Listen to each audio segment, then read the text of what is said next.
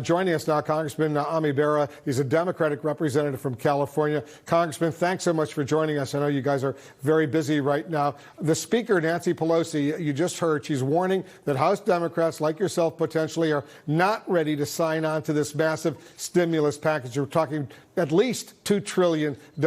First of all, Congressman, where do you stand on this bill?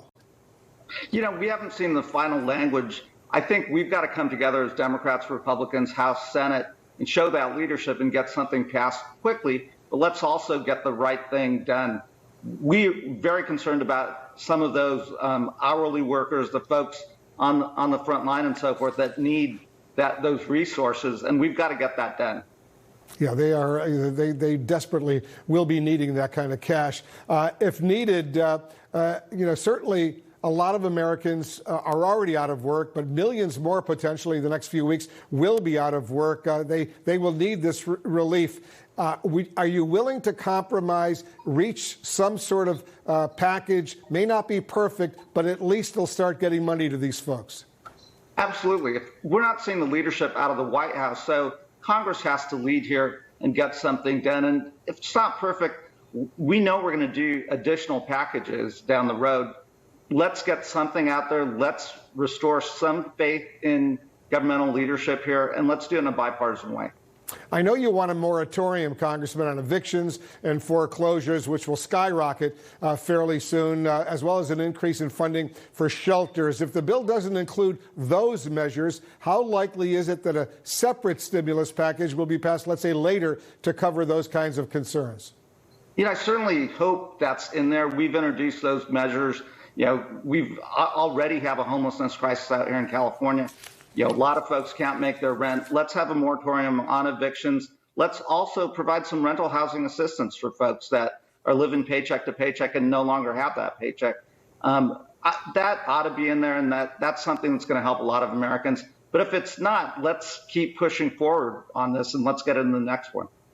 You're not only a congressman, but you're also a doctor. Can you tell us what you're seeing, what you're hearing from your medical colleagues about this situation, specifically at hospitals, not only in your district, but around the country?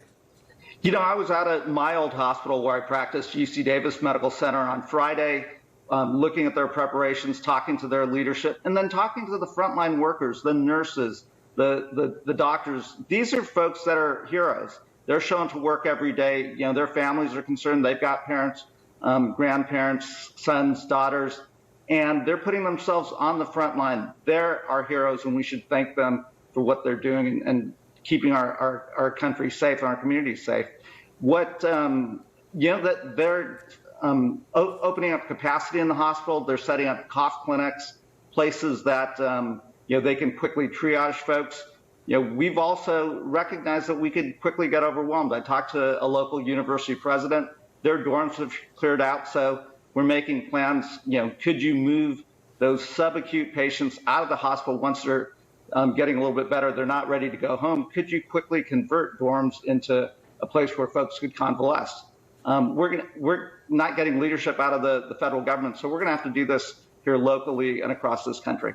Yeah, these medical personnel, the doctors, the nurses, the others, they are risking their lives right now, given the lack of equipment, the personal protective equipment that they need. It's clearly an emergency right now. I want you to watch what the head of FEMA, the Federal Emergency Management Agency, said earlier this morning to Jake Tapper about the numbers of masks being sent out.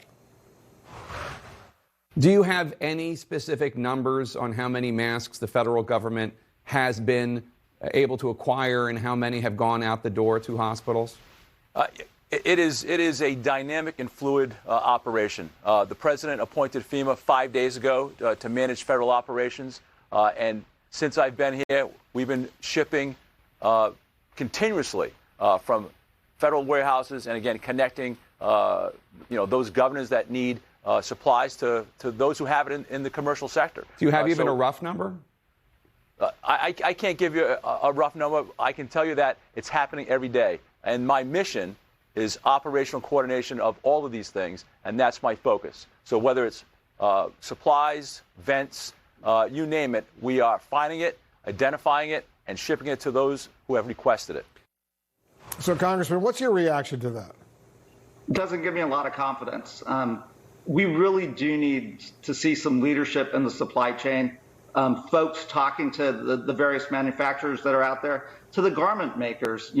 They could quickly shift and make reusable protective gowns that you could use, wash, use again. Those are things that we have the capacity to do. We have a distiller here in the local community who is now making hand sanitizer. It's not complicated. It's making alcohol. Do you agree with the governor of New York, Andrew Cuomo, that the federal government should now nationalize the acquiring these kinds of emergency medical supplies? In other words, do you want the president to actually implement, to use what's called the Defense Production Act? I think it is time that he did that. He probably should have done it a while ago. We have workers, manufacturers, et cetera, that are willing to step up. They just need that guidance on what to do.